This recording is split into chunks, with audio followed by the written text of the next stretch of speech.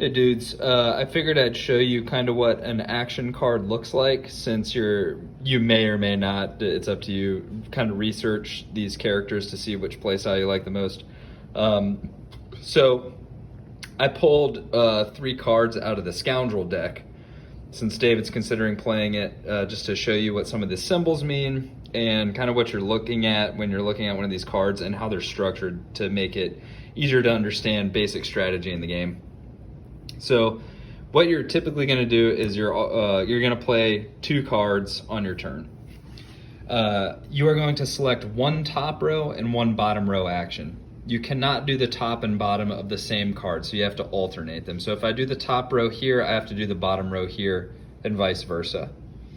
Again, unless it specifically says you can do it.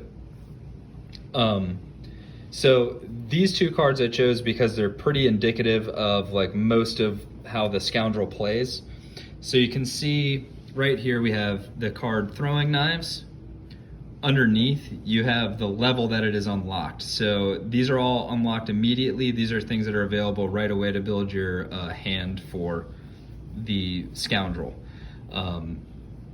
As you move forward in the game, you unlock two cards per level, and you're allowed to choose one of those cards to add to your pool. And you are allowed to change your hand every time you start the game. So anytime you start a new dungeon, you're welcome to look through things and strategize based on what's lying ahead.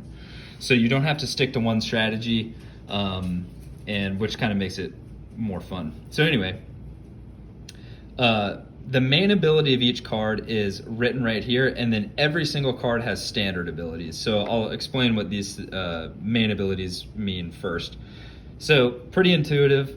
Attack 2 means this attack does 2 damage. Its range is 3, so you can hit something up to 3 hexes away, and you can target 2 enemies with it, so I can hit 2 guys. Then anytime you see this symbol, that means experience points. So every time you play Throwing Knives, if you choose the top row action, you gain an experience for using it. At the bottom you have Loot 2. When you see the Loot ability, that means you take treasure off of every hex around you within this number. So if it says Loot 2, that means wherever you're standing, every hex around you up to 2 rings out, you are going to loot. So if there's treasure here, here, here, and here, and here, and they're all within 2 hexes of you, you get every single one of those. They're drawn into you. In the middle, you see Initiative. I said on the phone earlier, the lower the initiative, the faster you go during your turn. So the Scoundrel has very high initiative on a lot of her cards.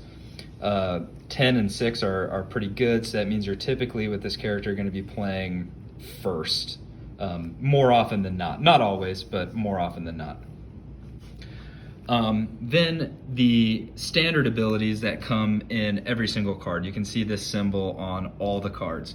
So you don't have to choose this action. If for some reason you decide to forego the main action, you can just do a standard attack 2 or move 2 if you choose the bottom row. Every single card has that ability.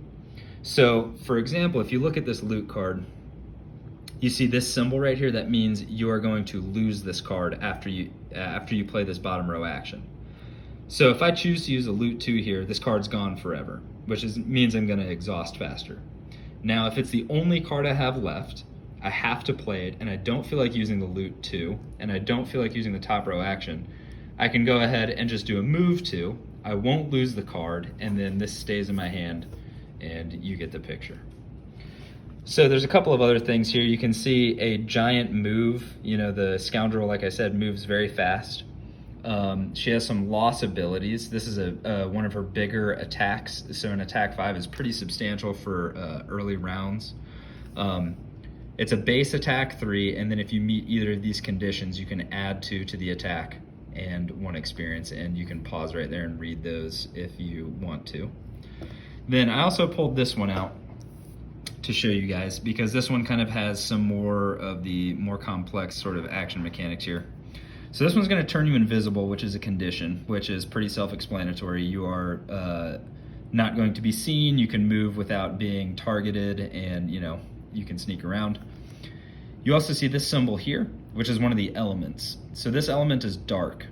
Now, anytime you see a symbol like this in a white circle, that means you're going to create that element when you play this card. So if I choose this top row action, I'm going to create dark. And then we're going to have a little board over here that keeps track of our elements as we play. So we're going to have dark to spend as a group. So if somebody else has a card that round that says hey, you can spend dark to enhance your attack, a movement, or something like that, you now have this form of currency to do something like that. You can cash in that element to use that ability. Then it also has the subtext here. Your next attack, while invisible, double the value of the attack, and you gain experience for that. So this card comes out and it stays out. It does not go away. It sits in front of you. Until you attack someone while you're invisible, you keep this in front of you. Then, once you do attack someone while you're invisible and double the value of the attack, you gain 2 experience and then you lose the card. So that's kind of an interesting one. And then down here you see pull. There's an ability you can pull or push people. It's exactly what you think it is. Pull 2 means you can pull someone 3 hexes away, 2 hexes closer to you. So when you're strategizing cards, you could think of something like this. If I use the pull action here, pull them in 2 closer, I can use that to get them adjacent to one of my allies, which is what the text here says, which is going to add 2 to this attack. So that's kind of how you're supposed to look at these. Think about how you could play a top and bottom row action together to enhance either one or, strategize that way. Anyway, that's kind of the basics of those. So if you decide to look at those initial hands that you're able to choose from, that's what these symbols mean. And there you go. All right, later.